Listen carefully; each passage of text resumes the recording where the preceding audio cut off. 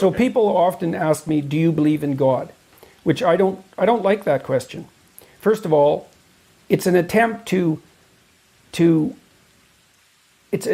box me in a sense. And the reason that it's an attempt to box me in is because the question is asked so that I can be firmly placed on one side of a binary argument. And the reason I don't like to answer it is because A, I don't like to be boxed in, and B, because I don't know what the person means by believe or God. And they think they know. And the probability that they construe belief and construe God the same way I do is virtually zero.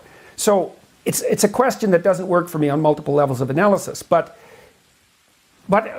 strangely enough, just as we were talking, the answer to that question popped into my head. I act as if God exists. Now you can decide for yourself whether that means that I believe in him, so to speak. But I act as if he exists. So that's a good enough answer for that. Then with regards to these other issues, the divinity of Christ, well, I would say the same problems with the question formulation obtain. What do you mean by divine? And also, what do you mean by Christ? These are very, very difficult questions. Now, I believe that, for all intents and purposes, I believe that the Logos is divine. Insofar as if by divine you mean of ultimate value, of ultimate transcendent value, yes, it's divine. It's associated with death and rebirth, clearly, because the Logos dismantles you and rebuilds you. So that's what happens when you make an error. When you make an error, some part of you has to go. That's a sacrifice. You have to let it go. Sometimes it's a big part of you. Sometimes it can be such a big part of you that you actually die, right, instead of dying and being reborn.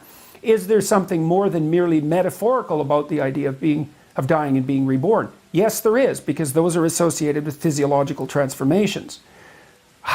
What's the ultimate extent of that? That's a good question. The question is, what happens to the world around you as you increasingly embody the Logos? And the answer to that is, we don't know. We don't know what the ultimate level of this. Now, the hypothesis is, and it's a hypothesis that extends to some degree to Buddha as well, the hypothesis is that there has been one or two individuals who managed that, and that in their management of that, they transcended death itself. Well, then you might ask yourself, well, what do you mean by transcended death? Well, in the case of Christ, let's assume he was a historical figure for the time being, which I think is the simplest thing to assume. I think there's sufficient evidence to conclude that. You could conclude otherwise, but I feel that there's sufficient evidence to conclude that.